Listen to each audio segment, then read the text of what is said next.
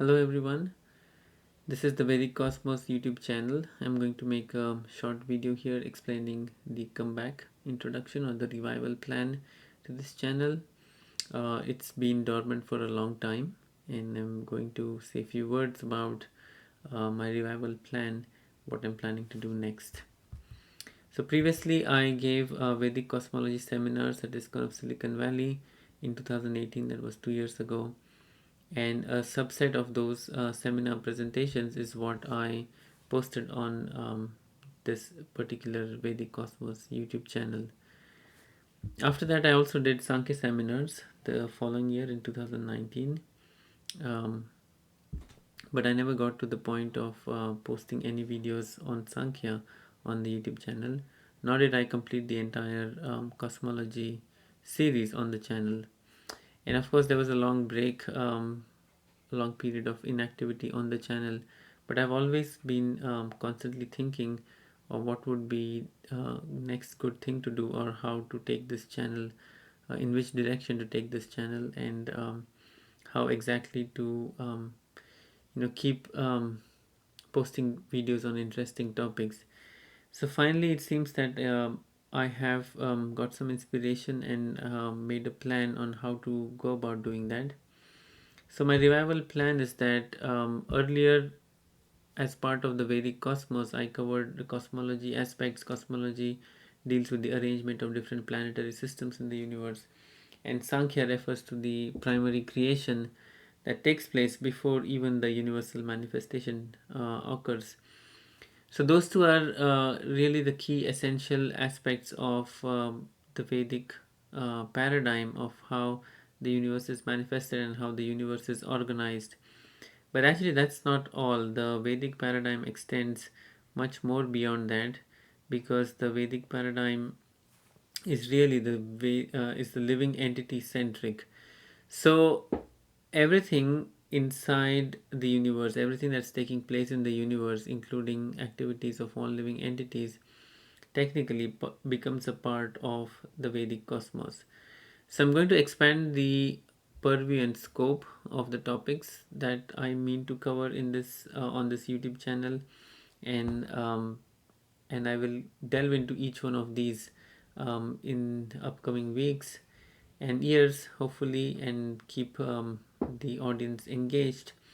I also hope to hear your comments and questions and feedback on a regular basis, so that this can be a nice mutually beneficial learning experience for everyone involved.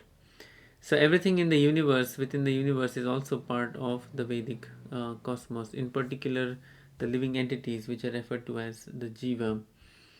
The material nature, the aspects of reality of which the world actually is constituted of, that's referred to as Prakriti or material nature. So we will delve into those topics. The interaction between the two, interaction between the living entities and Prakriti, is what gives rise to various actions and reactions to those actions, technically known as karma. The time factor mixes these different aspects of reality, and an evolution of events takes place under the influence of the time factor. So, Kala is also an important aspect of reality. And finally, the most important aspect of reality is the Lord within the universe, present as the Paramatma, and is also known as the Ishvara. So these five aspects is sometimes referred to as the fivefold reality or truths that are explained in the Vedic scriptures. In particular, the Bhagavad Gita does go over these different aspects in short, in summary, and I will plan to cover some of these topics in upcoming videos. So the focus and approach is still going to be topics related to science and philosophy, more philosophy, and of course also make connections to science on at regular intervals whenever there is an important and or relevant point. But also I plan to delve into some lighter topics, sometimes, not all the time, but sometimes. And the methodology I'm thinking is that I'll keep focus on a particular topic for some time, and as part of that topic, make a series of videos which are labeled here as subtopics. The subtopics within a topic, the videos should be should be made in a sequential order, and that's what I plan to do. So make these subtopics in a sequential manner, so that there is a connection between the subtopics and the overall theme in the topic. But uh, but the way I choose different topics could be ad hoc, meaning that there could be no real sequential order between one big topic one and another topic two. That I think is just a matter of preference. Of course, it can be done differently, but but during this long break, I've been thinking how to make this interesting, appealing, and engaging for everyone. And I thought spending a whole lot of time on a single topic for an extended period may not be the best way to proceed. It's good to have some variety coming in at regular intervals, but again, we will always be building up towards the bigger theme, no matter which topic we select to talk about.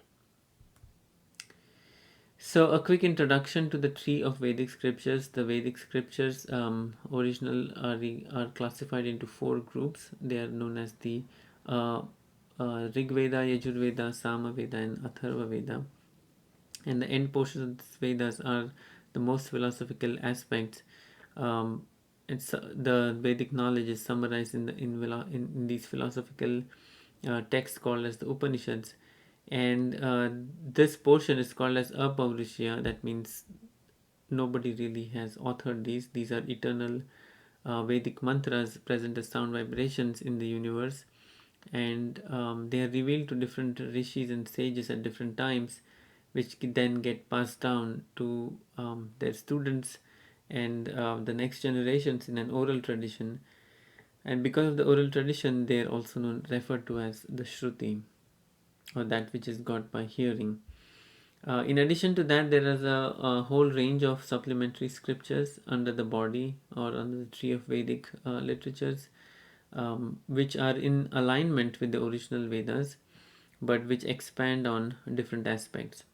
Like the Vedangas, Sutras, Smritis, the Itihas covers the different histories of previous ages, and Puranas. Puranas also are historical records of previous ages, but they extend a lot more into different time scales, much more than what Itihasas do. Um, the two texts that we're going to focus on primarily, the Bhagavad Gita and Bhagavad Purana, are special because they actually are known to contain the essence of all Vedic scriptures. The Bhagavad Gita is part of Mahabharata, and Bhagavad Purana, also known as Srimad Bhagavatam, is one of the 18 Puranas. It is said that on this vast tree of Vedic scriptures, Bhagavad Purana or Srimad Bhagavatam is like the ripened fruit. So in a tree, the most important practical part of the tree that's relevant to us is the fruit, and if that fruit is ripened and ready to be consumed, that's even better. So Bhagavad Purana is compared to that ripened fruit, and it is very nectarian. It is very relishable. So a lot of the videos that we make would be inspired from the content, the information, the knowledge that is present in Bhagavad Purana. But Bhagavad Gita is a nice introduction to the essence of Vedic scriptures, so we'll also delve into topics mentioned in the Bhagavad Gita. So methodology would be pretty much similar to what I did in the past. I would like to post videos on some interesting topics and engage in question and answers discussion. This can be done over email privately or also on the channel publicly.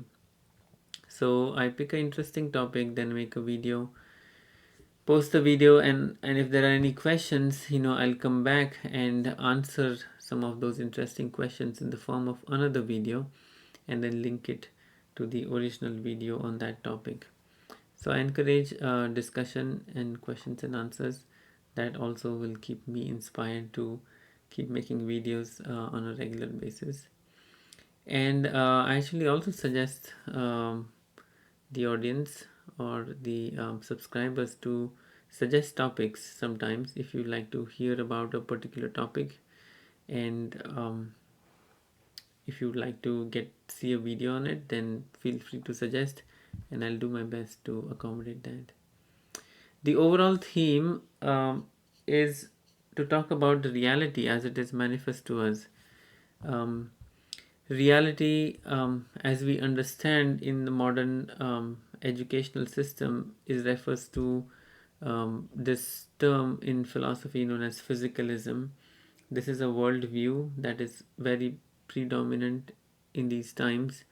What it essentially says is that everything that we see, everything that is manifest to us, everything that we experience can ultimately be boiled down to physical nature or physical properties of matter, physical properties of matter as they are manifest to us and as they are studied by science. And this extends so much further that it actually also aims to describe our own existence and our own behavior in the same terms. um, so this philosophy is also referred to as monism because there is only one ultimate reality, and all that reality is focused into the physical nature of matter. That's what physicalism claims. It is one of the types of monisms. There are other forms of monisms, but physicalism is particularly prevalent in modern times. So, we're going to make several arguments to negate that physicalism is not the right way to look at reality. But sometimes, when we negate physicalism or monism, people think that we may be talking about dualism. But it's not really that path that I'm going to take. I'm not really going to suggest that it's dualism or even pluralism. These are different isms that go along similar lines, but going to take a very different approach, and this was already hinted at in the cosmology and Sankhya seminars, that we're going to describe reality as that which is conceptual. It is not a physical. um, Reality is not ultimately physical, although that may seem to be the case. That is how it may appear to be, but deep under down, in a philosophical perspective, the reality that we are witnessing and that we are a part of is conceptual in nature. It's not really physical in nature. The physicality of it comes at a later stage in the form of an appearance, but there's a lot more going on behind the scenes, behind the actual appearance. So, this nature of reality is mind centric, and that's where the word conceptual comes from, because mind deals with concepts of different types, and it is constantly interacting and thinking about different concepts, and its function is to deal with concepts. So it is mind centric, and by being mind centric, it naturally becomes living being centric, because living beings, especially humans, have developed minds, and this mind is what helps us to interact with the world. Without the mind, there would be no interaction, and there would be no real experience of the world. So, in order to explain what we are experiencing, we need to actually first address how we are experiencing, and that is where the mind plays a key role. And once we understand the function of mind, becomes apparent that reality must be conceptual in nature. It's not physical, and it's not superficial. So that's the overall theme. We're going to refer to books, the Bhagavad Gita as it is. I've done so in the past during my seminars. We're also going to refer to the Srimad Bhagavatam. This is the nice full edition of Srimad Bhagavatam, or the Bhagavad Purana, which is present to us in 12 cantos or several volumes of books. So I encourage readers to procure copies of these books if they would like to follow along a certain topic when we talk about those in detail during these videos. The books can be got from websites like BBT Academic. This is site where many of these Vedic scriptures, their English editions are available, especially the Bhagavad Gita and also the Srimad Bhagavatam. In this day and age, I know everybody is hooked to computers and devices. So some of you may prefer to get ebooks instead of the actual physical books, although I always recommend and prefer to read from a book held in your hand so that you're not distracted, and the touch and feel of the book also makes the reading experience very special. But as a matter of practicality, it's also good to have ebooks. So if you like to purchase ebooks, they are available on Amazon at a very reasonable price. So feel free to get these books from wherever you prefer to, and I look forward to keep making videos and interact with you in upcoming weeks and years. Thank you.